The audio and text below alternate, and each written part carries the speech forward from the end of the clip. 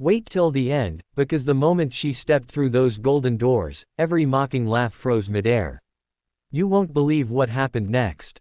Before we begin, make sure you like this video, subscribe, and turn on the bell icon, because stories like this remind us that no one stays at the bottom forever. It all began inside the marble halls of the Golden Pearl Hotel, a place where only the rich dined, the powerful mingled, and the staff moved like invisible shadows. Among those shadows was Marcia Jones, a soft-spoken black cleaning lady who'd worked there for nearly 10 years. Every day, she pushed her cart of supplies through halls that smelled of perfume and privilege. No one really saw her, not the executives, not the guests, not even the other staff. Marcia was invisible, until the day a millionaire named Richard Hale decided to make her the punchline of his joke. Richard was the kind of man who thought money gave him permission to play with people's dignity. Charming smile, expensive suit, and a heart colder than his Rolex watch. That evening, he was throwing an extravagant, white and gold charity gala, in the hotel ballroom, a night where every guest was a VIP, every dress sparkled, and every camera flashed. While walking past the staff corridor earlier that week, Richard overheard Marcia humming softly while cleaning the floor. The sound caught him off guard. She wasn't just humming, she was singing, and her voice was beautiful, soulful, haunting. He stopped, smirking. "You got some lungs on you, lady. Maybe I should invite you to the gala, you could be the entertainment." Marcia smiled politely. "That's kind of you, sir, but I'm just fine doing my job." But Richard wasn't being kind. He winked at his assistant and said loudly, "You know what? Let's invite her for real. I'd love to see what she wears to a millionaire party." The assistants laughed. They actually printed an invitation with gold edges and hand-delivered it to Marcia's locker. That night, in the staff quarters, everyone giggled behind her back. "You're really gonna go?" one asked. Marcia just smiled. "Why not? They invited me." What no one knew was that behind her gentle nature, Marcia had a history far grander than anyone imagined. Before tragedy struck, before she lost her home and her husband, Marcia had been a rising fashion designer, the kind whose work once appeared in small runways in Atlanta. But when her husband died in a car accident and medical bills swallowed everything, she took whatever job she could to survive. For the next few days, whispers spread around the hotel like wildfire. "She's really going to the gala. Can you believe it? She'll embarrass herself." The night of the gala arrived. The chandeliers shimmered, the band played soft jazz, and the millionaires mingled with glasses of champagne.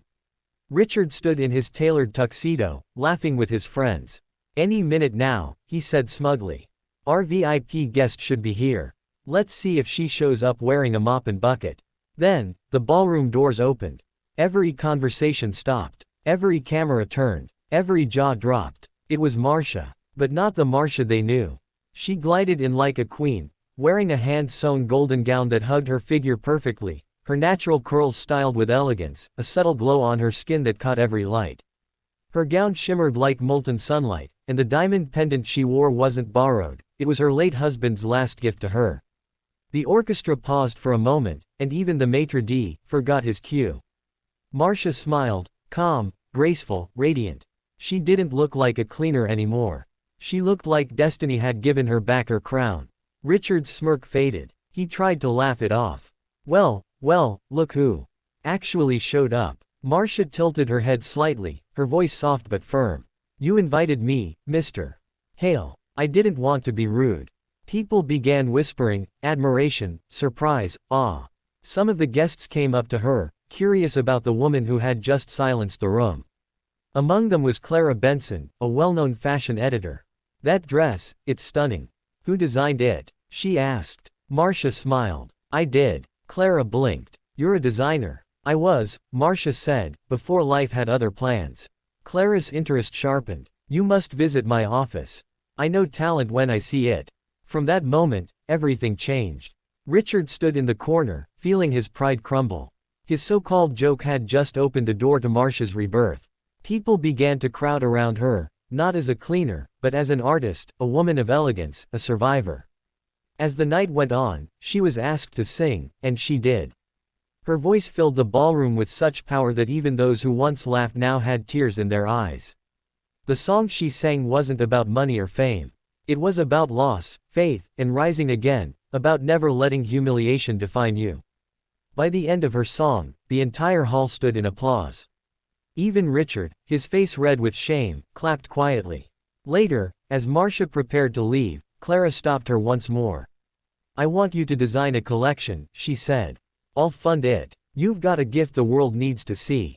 And just like that, the cleaner who was mocked for being out of place found herself exactly where she belonged, in the spotlight.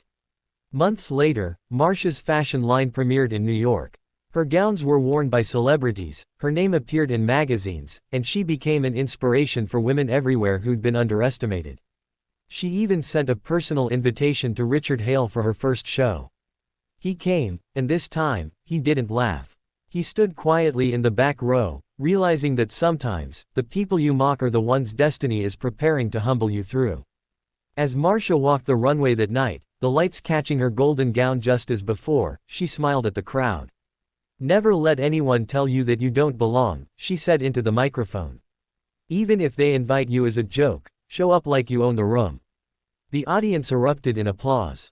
And that, my friends, is why you should never judge anyone by their job or their uniform. Because behind every humble soul might be a king or queen in disguise, just waiting for one chance to shine.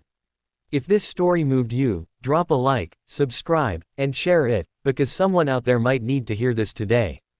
And remember, true elegance isn't about money. It's about dignity, courage, and never forgetting who you are.